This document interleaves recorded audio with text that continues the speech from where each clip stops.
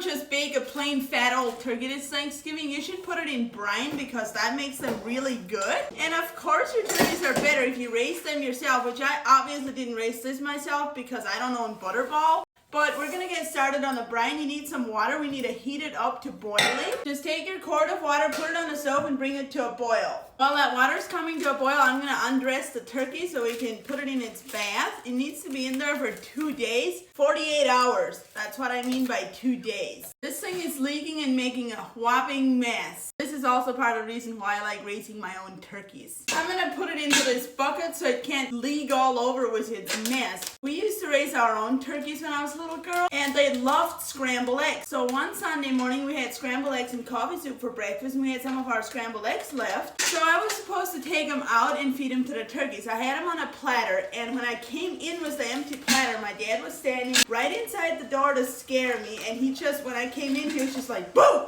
And I chomped so hard, I threw the platter and it broke. It was a melamine plastic platter. So it shouldn't have broken easy, but it broke. That was my lesson to not react like that when someone was scaring me. And I think from then on, Dad watched a little bit when he scared me. You want to take all the stuff out of the inside of your turkey. I'm not going to keep or make the neck. I'm just going to do the turkey. I just cut its leg ties off. I mean, I guess that's fine. Make sure the liquid all comes out. Then I'm going to take this big thing. You can also use a food grade 5-gallon bucket. I'm going to put it in here. This thing fits in here really well. Now we're going to set our turkey aside. We have our boiling water here, and now we make our brine. And obviously this is not going to be enough brine, but we're going to start with some boiling water because our stuff needs to melt. We're going to use honey for sweetener. You can use brown sugar, but honey is better in my opinion. Just dump it into that brown sugar. Then we're going to add black pepper, or in this case I'm using ground white pepper. They're basically the same thing. I just like the taste of white pepper better, and black pepper gives me a headache. Then we also add quite a bit of salt because remember, we're brining a turkey.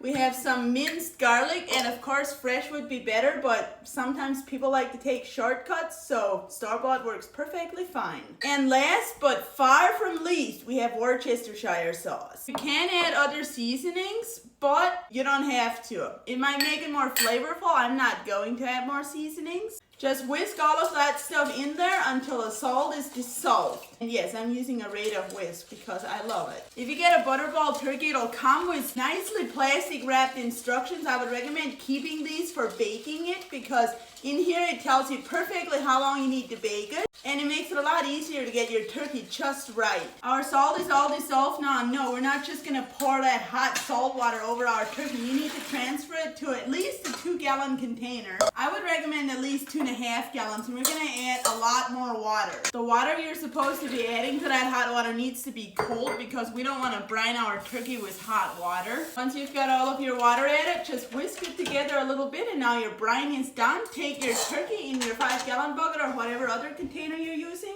Last year in my video I used a 5-gallon bucket. This year I'm going to use this big pot. I didn't have this last year. Just make sure your brine covers your turkey, and if your turkey wants to float a little, you have to push it down. Now we're going to cover it, and we need to let this set for 48 hours in the fridge. I put this thing in brine on Saturday morning, and it is now Monday early afternoon, so we're going to bake it. But first we need to take it out of our brine and put it on a pan with a crate in it so the brine can drip off a little. You don't want to rinse the brine off. While that thing is dripping off, this is completely optional, but I'm going to take some soft butter and mix it with a bunch of just random seasonings. And yes, I am using Kerrygold butter because anytime I don't have homemade butter on hand, I always go back to this one. I can't remember the last time I bought butter at the store that wasn't Kerrygold. Make sure your butter is nice and soft so you can mix it up really well. And then I'm just going to take a bunch of random seasonings. Again, this step is optional. I'm not going to measure my seasonings either. I have some garlic powder, a little bit of rosemary, some oregano. I'm not going to do much of this. I have paprika. It would be better if you do smoked paprika, but I don't have any right now. I have some ground white pepper. You could use black pepper instead. I have parsley flakes. It's very hard to ruin something with parsley flakes, so I'm going to do a good amount. And then a little bit of my leftover onion powder. I'm just gonna mix that all in there. Our turkey has dripped off a little bit, and now we're gonna do this step. This is completely optional. Because you brined this turkey, it would be good to just stick it in a pan and roast it like the directions say on your turkey package. But this is how we always did it at home. You take a turkey bag. I always get this brand. It comes with instructions on how to use the bag and how long to bake what size turkeys. So I'm gonna put my turkey in this bag, and yes, this is an oven safe bag. The reason we bake this in a bag is because your turkey will be so much more tender if you bake it in a bag versus just in an open pan. I'm gonna peel my bag back a little and slather this butter all over it, and I always like to get like between the skin and the meat right here. I was also seeing comments of people who were worried that I was using butterball turkeys. I'm not sure why, I didn't do any research on it, but I live in a very rural part of the country.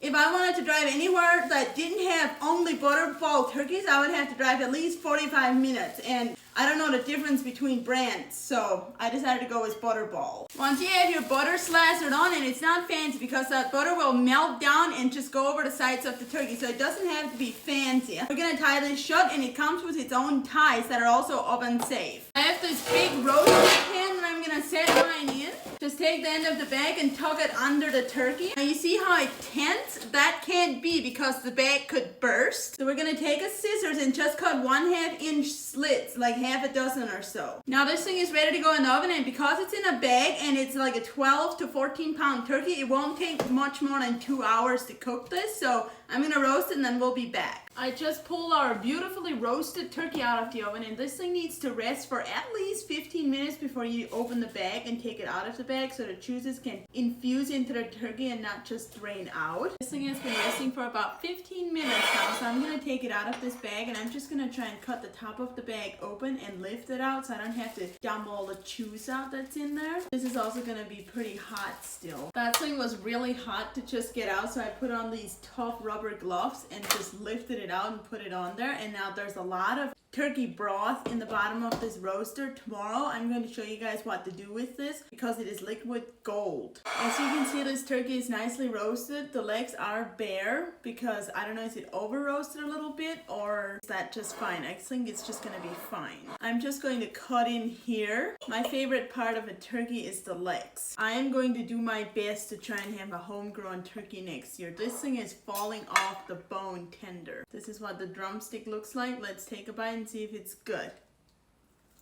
I don't even care that I didn't raise this thing myself. It is still delicious. It's very juicy and it's very seasoned. That brine makes it so flavorful. The brine also makes it more tender and juicy. Now this breast is very hot, but this is what it looks like. You can literally squeeze out liquid. It's that moist. It is so tender. Let's take a bite of the breast and see if it's good. Oh, yes. This is perfect. Just a little reminder, this thing has to be in brine for 48 hours, so put it in brine tomorrow morning, Tuesday morning. Keep it in brine until Thursday when you want to make it. And the brine recipe that I use is of course in my cookbook. That thing is still available in print, but only a limited time for pre-order, so it'll be a while before you get it because it's pre-order. But the exact printed version is also available in digital, and it is 70% off right now on my website. The website is socialsbylavina.com, linked over here on my profile. Depending what platform you're on, it might be in the caption of this video. If you don't want to click any links like that, just go to your browser app, open a new tab, and type in socialsbylavina.com. My website will pop up. The printed cookbook is at the very top. The digital cookbook is right under there. It says digital cookbook. You can get either one. Just know the printed one will take a while to get to you. I hope you guys make your turkey like this for Thanksgiving and enjoy.